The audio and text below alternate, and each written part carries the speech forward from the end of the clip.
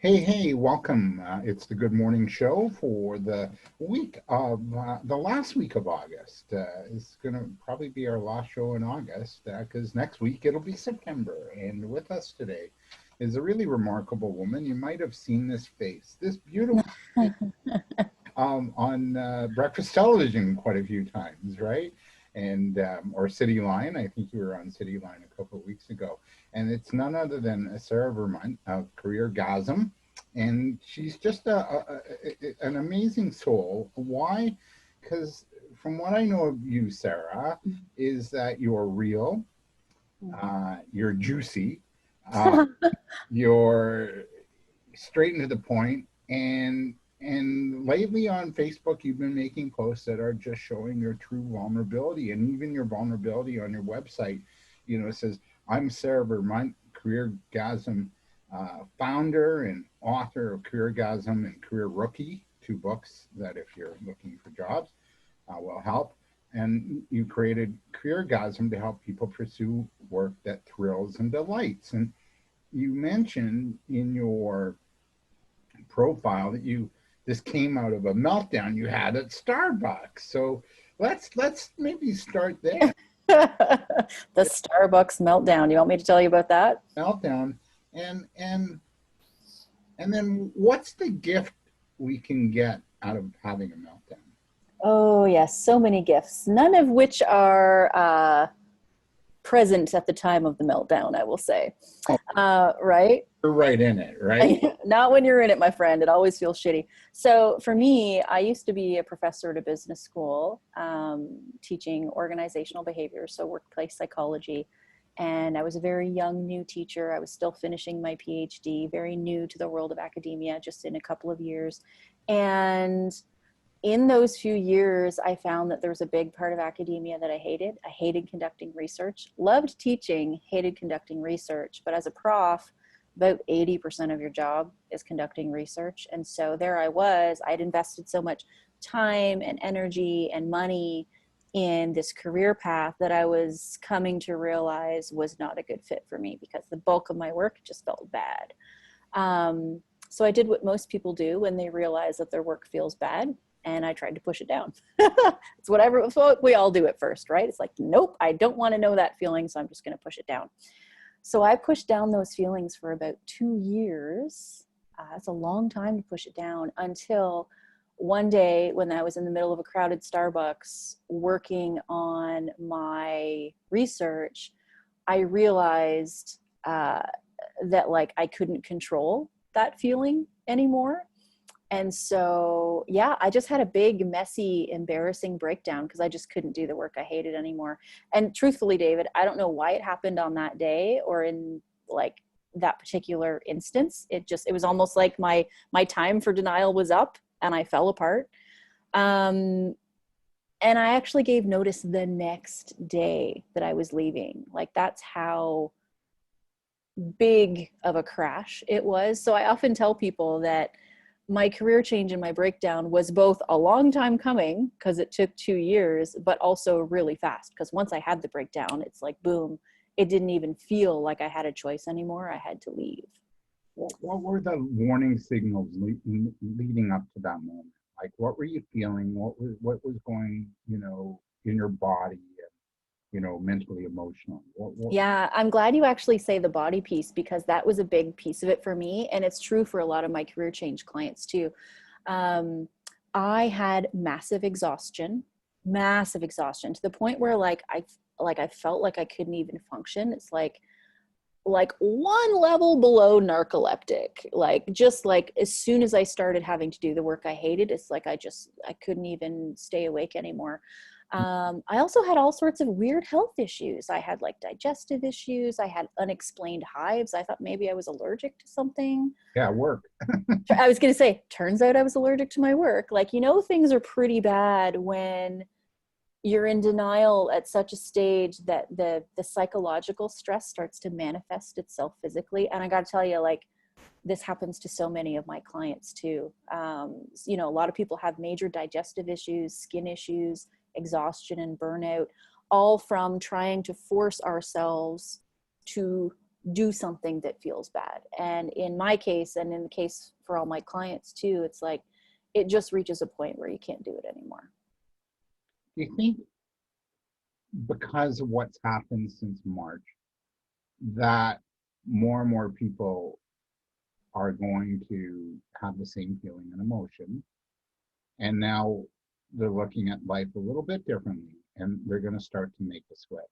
Because to me, and I work in the field of career and small business, there's a lot of uncertainty as to what's it all going to look like when this is over. And I don't think it's, I think the current pandemic will be over, but what's it going to look like? And Yeah. so what are you sensing in terms of other people that you're working with? Are they starting to think like you back then at Starbucks, saying, you know what, I've had enough with this going into the work downtown and slugging it out in traffic and commuting and then going Yeah. to, so where are people at? Yeah, I see your question. Here's what I think and what I've noticed with a lot of people. People who were fragile, unhappy, feeling out of alignment before feel even more fragile and unhappy and out of alignment now, because all of us, and I'll raise my hand here too, even as someone who helps people, we just don't have right now, when things are very stressful, as great a capacity to be resilient, to power through. Denial is certainly a lot harder now than it maybe was with all the distractions we used to have, right? So like, any of us who have stuff, emotional and mental stuff that we kind of push down, like I'm sure you've noticed, like it's all coming up now. My stuff is coming up. I'm sure your stuff is coming up. My friends, family, clients, like all of their stuff that they were trying to avoid is really coming up right now. And so it's not like people are suddenly more willing to like go for it and make a career change, but our capacity for denial has been lessened by this experience for sure. So I want to get to your post on Facebook, but um, for someone who's watching and they're thinking, I got to get a job, like my job just got cut, or, or like, so where do they begin? How do they navigate work and getting new work in this sort of environment? Yeah, well, it's almost like there's two categories of people right now. And I don't want to address people as a whole, because there's really two very distinct situations people have. If someone is out of work right now and they need to get something quick and get the bills paid, that's a very specific scenario. It's like, you know what, do what you have to do to like get something, of course, put some thought into what you want and try and get clear first before you hit the job boards, because man, that's overwhelming if you don't know what you're looking for. But there's also no shame in taking something now temporarily that doesn't quite hit every checkbox for you, just because times are tough right now. And I'm sure you've noticed there's not as many opportunities available as there was 6 months ago, right? So it's almost like people in that camp, it's like, you want to get clear about what you want to go after it, and you also want to be gentle with yourself around any issues about shame, really, about potentially pursuing something that doesn't feel like it's a perfect fit right now, because there's a lot of people pursuing temporary sort of like stopgap kind of jobs, right? And then there's this other camp of people who have work. They're grateful to have good, secure work right now, but either since COVID happened, or even for a lot of people, since before that, work is not feeling good and it's feeling even worse now, and they're considering making a change now. And really, a lot of that process is still the same, getting clear about what they want before they jump. I think the worst thing a person can do is make a career change and like just panic and pick something. Very often with my clients, I talk about the importance of clarity first, strategy second. I talk about this a lot. It's in all my books, and I talk about it a lot because it's so important. Because, I'm sure all the people who are watching this, like, you're intelligent people. You could absolutely build a great strategy for your career, I'm sure. But is it a strategy in the right direction? Is it in a direction that feels aligned for you? That's actually more important, because you don't want to be in this position a year or two from now where you suddenly don't like your job again because you didn't put enough thought into the shift, right? So that's actually my biggest piece of advice for people making a career change is make sure you are clear first before you build a strategy. And those are the people I work with. I work with people who hate their jobs but don't know what they want and don't know what to jump to. And that's a really painful place to be in for a lot of people. Yeah, no kidding. So how do they manage that pain? Because it's really it's pain management. It's almost like I've got a sore foot and I got a maybe I need crutches or a therapist. How do you manage the pain?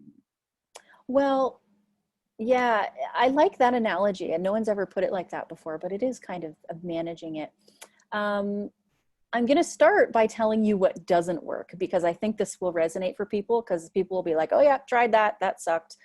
What doesn't work is to try and come up with your like ideal dream job title out of nowhere when you don't really know what you want. That is way too much pressure to put on yourself to like have the answer neatly packaged right away. And so where I start with people when I help them with this stuff, and anyone listening to this can just like do this little exercise at home, we always start by making lists of what I call career ingredients. So even though you don't know what the future of your work is going to look like, you certainly have an idea of some things you care about, some types of tasks you like doing, the kind of people you prefer to be around, what kind of environments you like to be in. And you probably have an even better idea of some of the shit you hate, right? So you want to make a hell no list as well. Like, the kind of people where it's like, oh, I've tried working with X kind of person again and again with these personality characteristics, and I just can't do it anymore. Or some of the tasks that either make you want to nap indefinitely or like anxiety puke. And so just getting clear, just as a first step, it's not going to get you the whole way there, but as a first baby step, making these lists is a really good starting place, because it's an honest starting place. And that's usually when people feel lost, that's as much as they know, right? Yeah. Yeah. What about the money aspect? Asking for what you want, because in a way it's like you're kind of a little betwixt and between, because on one hand, if you get a job offer, it's like, yeah, mother load, I hit it, and and you're right, the job situation, there's not as many jobs out there, and industries have closed. Like I have a friend whose partner is a stewardess. Not working really since March. So, another colleague worked with Maple Leaf Sports and Entertainment Group and got laid off, no gains. So when you get that job, how do we approach the money conversation where we're not acting out of desperation, we're acting out of, hey, this is our value, this is what I'm worth, and I want to get paid what I'm worth. Yeah, the time when you should be negotiating your salary is when you have the job offer in writing. That is actually the most powerful position you will ever be in throughout your entire life with this organization. And I don't say that lightly. It's literally like those few days where you have an offer and you haven't said yes yet, that's the most powerful you will ever be, because the organization has done a lot of work going through the process of like posting the ad and like going through the resumes, and then finally first round of interviews, maybe 2 or 3 rounds of interviews, and you are the chosen one, right? And so when you are the chosen one, you want to make sure you're doing your research and seeing if the salary they've suggested is actually what the market value is. And there's all sorts of websites you can go to do that. Glassdoor is really helpful for a lot of people, but there's other ones. And you want to make sure that the experience and value that you bring is compensated properly, right? And so the worst thing that can happen, this is why timing matters, the worst thing that can happen when you try to negotiate your salary, when you have a job offer in writing, is they'll either say no, or they'll say yes, or they might offer you something that's not quite what you wanted, but it's like somewhere in between your numbers. they're not going to rescind their offer because you've asked for more. And that's why the timing of this really matters. So I think it's always worth doing your research and asking for more, even in a climate like this. It's a lot easier than, taking what you feel is like kind of a shitty lowball offer and then deciding like, oh, okay, I'll take it now, but I'll really prove myself over the next year and then I'll ask for more, because you're in a less powerful position then. They already know what you're willing to take and they're less likely to give you a lot more. I love it. These are really, really good tips. The way we work is also changed, and we're working remotely, and at our home, and then going into work, you're wearing masks and all kinds of stuff going on. How can we deal with maybe a bit of the emotional isolation of working from home first, and then also dealing with this new protocol that we find ourselves in when we do go in?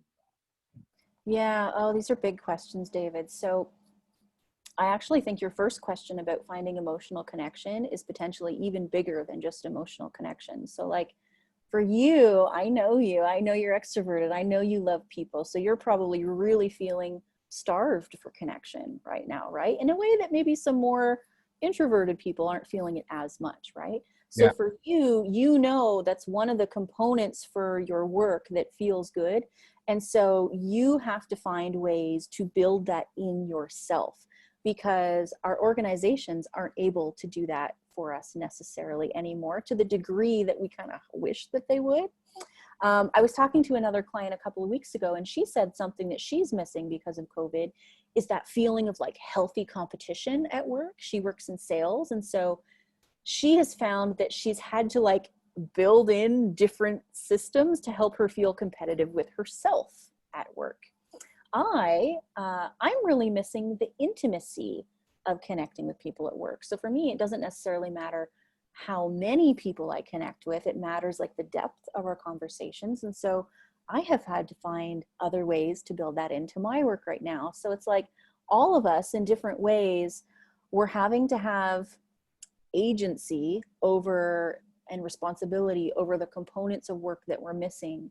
Because I think if we wait on our organizations to provide that for us, we're going to be far less satisfied, because there's only so much organizations and leaders in organizations can do right now. It's almost like graduating from a like parent-child relationship, whereas the employees were the child and the organization is the parent, where they're giving us everything we need. So it's almost like because of COVID, it's like we're off to college now and we have to fend for ourselves and like figure out how to do these things for ourselves and create these components that we haven't had to consider before. Yes, no, I agree. Where because we don't have that boss we can walk down the hall and say, "Hey, what do you think?" Yeah, it was so much nicer when we could do that. It is, but there's a part of me that's like, I'm okay without that. So Yes, yeah, there's a good and bad side to being in constant contact with the people we work with. That's for sure. exactly. So you talked about leadership and the way companies are going to be run. I read an interesting article on LinkedIn yesterday. Yeah. About the need for radical like honesty with your peers at work. Like, and I'm going to get your post on Facebook in a minute, because that to me is radical honesty. Mm-hmm. So because we're all going through this sort of emotional upheaval and this clearing of emotions, and the doubt and the fear and the shock when we see a news story out of the States, it seems like we get a lot, and with the racial tensions and violence there.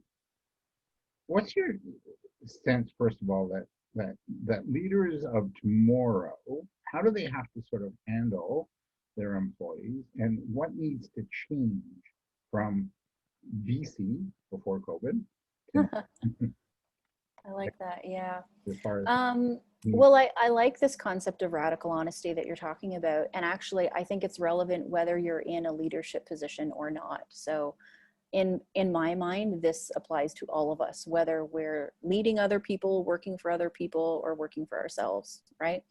To me, the thing that comes up when I think about radical honesty is, you know, some people might hear that term and they might think, oh shit, all hell's gonna break loose. Like, we're just gonna be like brutally honest. I think radical honesty is different than brutal honesty. And to me, radical honesty means a willingness to be vulnerable, to maybe to say what we need or what we see without a specific attachment to how the other person might receive it. And I mean like a healthy level of detachment, while still being clear and respectful and kind in the way we communicate, but without necessarily needing the other person to respond in a certain way, whether it's we're talking to our manager or whether we're speaking to a colleague or maybe, you know, someone we're collaborating with. And that's a really hard thing to do, to let go or at least loosen our grip on the need to control someone's reaction. Because the truth is we can't react how someone's going to respond to something that we're being honest about. And truthfully, how someone reacts is not our responsibility. Our responsibility is only to be clear and respectful in the way we communicate something. And I think that's something we should all be doing now because, you know, our wants and needs have shifted, certainly since before BC, as you say.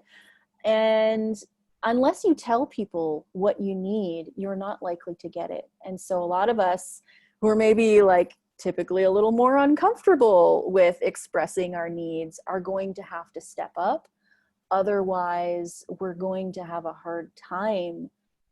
Forget about thriving. We're going to have a hard time surviving at work, and in life for that matter, if we're not clear and explicit about our needs. Yeah. And I see a future of work where it's going to be about team and love and just people just being who they are, and we're honoring them, right? Because we are all different. We all have different experiences. We all come from different cultures and different backgrounds, and we all have our wounds. And man, you don't want to go to, you know, you're bringing your stuff into work. You're bringing your issues into work, and whether you know you are or not, you are, right? We all are. Exactly. That reminds me of my mom, you know. Is there something wrong with me? Yes, there is. Anyway, yeah, so we're bringing all of ourselves into work, and I think we need to sort of, I think moving forward, and you tell me what your opinion is, that we're going to be needing to be aware of this more, and just be okay with each other, and still have our eye on the prize of getting the job done. Yeah, I mean, as leaders, I think that's certainly important. As an employee, I think it's important too, but I would say it's important to do this only in contexts where it feels safe, right? Like, because not all work environments and work relationships feel psychologically safe for people, unfortunately. I mean, I spend the bulk of my days helping people who hate their jobs, often because of a terrible leader or a terrible manager, right? And like, for a lot of those people, they don't feel like they can be radically honest or express their needs because it's not going to be received well. And they know that from experience, right? So I think what you're saying is right. Like, we need to move in this direction. And I would just add the caveat, particularly if you're a leader, but if you're not in a position of power, you want to do this in small ways to test it first to see if it's actually psychologically safe, because the truth is it's not for everybody, unfortunately. Yeah. And yeah, I think I agree with you. And I think we have to change, and they're going to really have to be people first, or they're just not going to be able to crack. Yeah. And I mean, if you find that it's not well received when you do this, that's very frustrating, but it's good information to have, because if you do everything you can within your current job or your current organization to make things feel better for yourself, and there's just no receptivity for that, that probably means you should be making some sort of exit plan, right? Yeah. So either way, even if it's not what you want, it's good information to have. It's good information to work with. Talking about exit plans, a lot of the people are thinking, you know what, screw it, I'm not going back. I'm going to start my own thing. Are you seeing a rise in sort of people are going to start their own businesses? Because I know you do a little bit of business coaching too. Are you seeing Yeah. a move towards altruism to making a difference on the planet? You know, Oh, I've been seeing that for years. So I don't think the change is because of COVID at all, actually, because I mean, I've been doing career coaching for 7 years now, and I've been seeing it the whole time. Um, what I am noticing is, 7 years ago, the thought of starting your own business was like, oh, that's different. That's a little risky. And now, 7 years later, it's like, okay, like there's already so many people that are doing that. So like it's less out there as a concept because it's more and more common.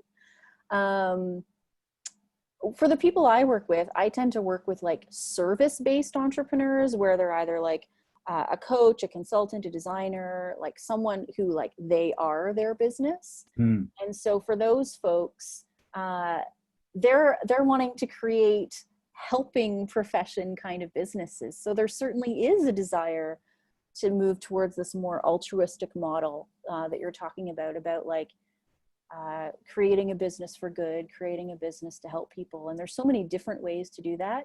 One thing I'm noticing, especially now, since you're like sort of looking for trends here, is because there's so much uncertainty about the world of work and people's incomes and stuff. I do think since COVID started, people are less likely to just like flip the table and say like, fuck this noise, I'm going to quit my job and start without a plan. I'm seeing more like, uh, the term I like to use is entreprecurious, like people who like sense they want to start a business, but they really want to like suss it out first, really put together like a solid plan, maybe even start the business while they're still working to make all of those adjustments while they have that safety net under them.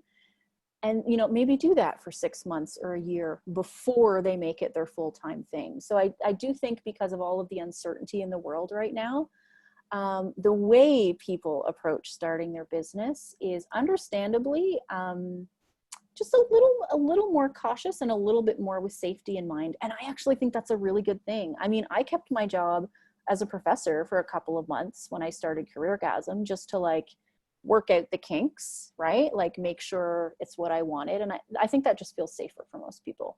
yeah, yeah, just sort of that transition. Yeah. Not that anything's safe. I mean, even your job's not safe these days. Yeah, that's what people don't realize, right? We often assess the risk of doing something, but we don't assess the risk of doing nothing. And there's nothing particularly safe about staying in your job right now either. I mean, look at the economy. Yeah. Yeah. And it's just I look at 2020 and I go, whatever the worst nightmare you've had this year, it's happening. It's the year of murder hornets. Could you ever imagine that was a thing? I mean, come on. Just when you think it's terrible, there's going to be some other like apocalyptic event, of course. Talking about murder hornets, did you use a YouTube piece on her future self talking about the you know pandemic? No, I haven't. Got a YouTube channel. She's a Toronto comedian and actor Yeah. or actress, and she throws up little bits like comedy bits on her YouTube channel. She's now got over 500,000 people watching it. And what exploded for her was she did these two-part series on a conversation of her current self with her future self, Oh. and then her future self is talking about what's happening with the pandemic. Well, there's stuff going on. Did you get Zoom stock? And she said, no, I didn't get Zoom stock. Oh, too bad. And then there's murder hornets. And she said, what? Murder hornets? So it's a whole, I'll send you the Oh link. my God. Yeah. Like whose future self saw that coming? Not mine. I know, eh? Yeah. Crazy. Or I should have bought Zoom stock. What the heck was I thinking? He started it just for that. But anyway, I digress. I just want to now talk to you as we close here, Sarah. And this is so good, and you're just such a delight, by the way. You posted a post today, or yesterday, sorry, about Today, a couple hours ago. yeah, about having dinner with an ex. and you want to be friends, and it was going to be your first friends hangout. Yeah, it's been a month and a half, and you thought you might be ready for the friend hang, but it turns out you're not. So you bail. You let yourself off the hook. Mhm. Talk to us about that, because I think letting ourselves off the hook sometimes is really needed right now. Because I don't know if you find this, but one day I'll be like really pretty high, and then there's some days where I'll feel a little angst and anxiety about Yeah. what's going on. When's this going to end? Or what gives? What's going to be, right? And there's a sort of a stuckness in all of this. So talk to us about what happened to you, Yeah. and then this notion of the importance of being really gentle to ourselves and letting ourselves off the hook. Yeah. So here's what happened. Yesterday, I had the best of intentions of getting together with my ex for dinner. She's a wonderful woman, Mm-hmm. someone I definitely want to have in my life as a friend. And I thought at this point I would be ready to have a friends hangout. And the closer we got to the day and the time when we were supposed to meet up, I just started panicking a little bit, and I just realized I'm not ready yet. I thought I would be ready, and it turns out I'm not. And so I got in touch with her. I let her know that. She was very understanding. But that got me thinking about this concept of letting yourself off the hook, which is difficult for me. It's probably difficult for you. It's probably difficult for most people We want to to. sort of have to make a concession for something we thought maybe we could handle or something we should handle. And so the reason I felt compelled to share that on social media, I mean, normally I wouldn't share something about like a breakup on social media. That's kind of personal. But Yeah. I felt compelled to share it because it felt like it's not really about that incident. It's really about this bigger idea of letting ourselves off the hook right now. If our needs have changed, if our wants have changed, if we're finding, maybe we don't have as much energy to do stuff as we used to. Maybe we realize we can't handle something that we thought we could handle, like me. And so I just feel like there are so many of us right now who are frustrated that we don't quite feel like our natural resilient selves.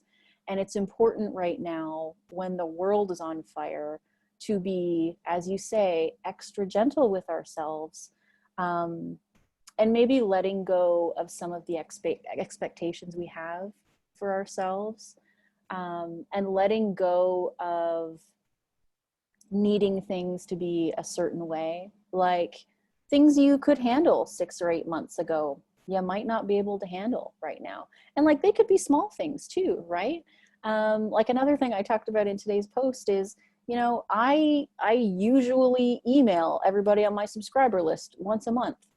Once a week. It's been a hell of a month, so I only did it once this month. There's also a new program I want to develop to help people's work feel better right now. I don't know when I'm going to have the energy to do that. So there's another thing I have to let myself off the hook for. So whether it's in your personal life or your work life, I just sense that this is something we all need to be reminded of. Frankly, I wrote that post as much for myself as other people, because I need to be reminded of this. At a time like this, we could probably all do well to let ourselves off the hook for a lot more than maybe we usually would. I agree. I work with business owners, and they're really hard on themselves, right?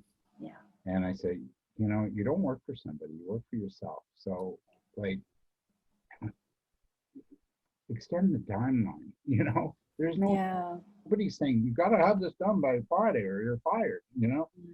Extend your deadline. It's okay. Yeah. There's no rush. Like it'll happen. I had a client tell me, she was really hard on herself, and I said, stop for a minute.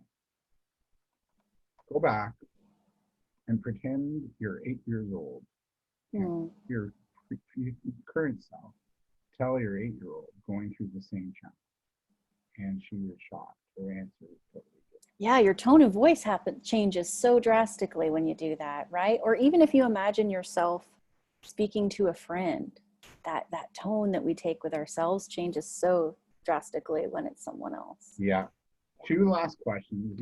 Says in your post, I got to thinking about my clients and my friends, and about all of us and how our needs and wants have probably changed. You already alluded to it, but how our needs and wants have probably changed in the past 6 months. What do you see in those clients and friends, and in terms of their needs and wants? Yeah, it's something I'm also noticing in myself, actually. I tend to work with a lot of typically very ambitious type A people who have like a lot of ideas and like they're so excited about things. It's like, it's almost like there's not enough time in the day to do all the things they want to do. A lot of my friends and clients, and I'll raise my hand here too, we are finding that our ambition has waned a little bit. It's not that we don't have the ideas anymore, but like the desire to make it happen right now isn't necessarily at the top of the list these days. Things that like supersede that are things like rest, self-care, which is actually somewhat alarming for some people who are type A and aren't used to having those things at the top of their list. And again, I'll raise my hand here. But that's a big shifting need that I have noticed for a lot of people. It's like doing less and being very intentional about the places where we do spend our energy, because let's face it, we don't have as much energy right now in the middle of a global pandemic as we might have had 6 or 8 months ago. I know that's true for me. I can't speak for everyone, but that's the sense I have, that like there's not as much energy to expend right now. So we want to be really intentional with what we do with it. Yeah, and be mindful, like where are we investing our time? Absolutely. And if you're not getting an ROI or return on it, give it up. Yeah. Nicely, I'm not saying like, that's it, I quit, it's like. Yeah, well, there's a big difference between no and not yet. Yes. And I think that's an interesting place to just a frame to put around it is not yet doesn't necessarily mean no. It just means not yet. Yeah. And, I can extend the deadline. Nobody cracking a whip. Yeah. The last thing I want to ask you about, in your post, you said, I don't know about you, but I had some big capital P plans. And I did too. And they've been put on the back burner because it's time, right? And say, there was shit I wanted to do. Here too. Some of this stuff I still want to do. Some of it I don't. My needs and wants have shifted and will continue to shift, which is uncomfortable. So how do we manage that uncomfortability? Uncomfortability. From what we wanted to create at the beginning of the year to maybe where we are now, and do we look at our priorities now? How do we manage? I think you have to. I mean, here's what you risk if you don't let yourself re-examine your priorities. You're probably going to make or build something, put a ton of energy and time and maybe even money into it, and it might not feel as good as you want it to feel if it's no longer in alignment, right? Like you might have started January 2020 with a very clear vision for this year, but if your wants and needs have changed, as they probably have because the world has changed, you want to check in with that first to see, do I still want to make this or do this? Do I want to do it in the same way as I had originally planned? Do I want to do it on the same schedule as I originally planned? In my case, hell no. Like my deadlines, self-imposed deadlines are like way out there now. I've even taken a lot of things off of the agenda this year because they just didn't feel right to me or for the time we're in. And so I think it's really important to examine your priorities. Otherwise, you're going to put all this sweat equity into something that might not actually feel good for you at the end of the day. And at a time where energy is a little more scarce than it used to be, you don't want to do that to yourself. Yeah, I agree. I'll just share, and we'll say our goodbyes, but this was done at the beginning. Oh, David. Mm-hmm. Thick. And I might as well burn it. Yeah, I'm sure there's some threads you're going to pull there, but it's probably a lot different. You're right. So, yeah, there will be some, but not much. Yeah. This is the time we're in, my friend. That's how we're all winging it right now to some degree. There's obviously some planning we can put into things, but I think given the time we're in, it's a time for winging it and checking in to see if what we thought we wanted is still what we want. And does it feel right? And does it bring us joy? And does it spark us? And I think Yeah. that's really, really, Amen. yeah. Sarah Vermunt, what a joy. Honestly, thank you. Well, and we know where we reach you, but is there something you want to share with our viewers? Well, for anyone who is struggling with your career, I have a totally free 3-day course you can take to start figuring out what some of your career ingredients are. So that's, remember that first step I was talking about? Yeah. If you're feeling really stuck and like super lost, you might just want to click on the freebies tab on my website and you can find a free course there. Oh my God, here it is. Yeah, there it is. Wow. Yeah. Oh, Oh, I got to fix that link. I'll fix it before you go live tomorrow. that happened. Technology, right? Yeah. But Yeah. that's amazing. That's a beautiful share. And when's your next appearance on BTE or City? Anytime soon? Oh, I've got one. We're going to be talking about in a couple of weeks. I don't have the date, but pretty soon I'm going to be talking about some unconventional job strategies because the job market is tougher than it usually is. And simply looking at the job boards and posting in a traditional way might not be working for a lot of people. Oh, So I'll be giving people some tips for unconventional ways to maybe give them some more momentum in their job search. beautiful. And well, we'll look for it. You're on Breakfast TV and City Line quite often. City Line, yeah. Yeah. And both really good shows. So yeah. Thank you so much. Blessings to you. My pleasure. Thank you for your courage. Thank you for being willing to be vulnerable, because you allow us a chance to be vulnerable, and willing to sort of be okay with who we are. And you're right, it is a tough, challenging time, and we need to be loving. Oh, thank you for that, David. It's my pleasure. Okay. That was Sarah Vermunt, careergasm.com, and she joined us from her home office in Toronto. Thank you so much for watching. Have a great day and a great week. I'm going to stop the recording. Have a good one.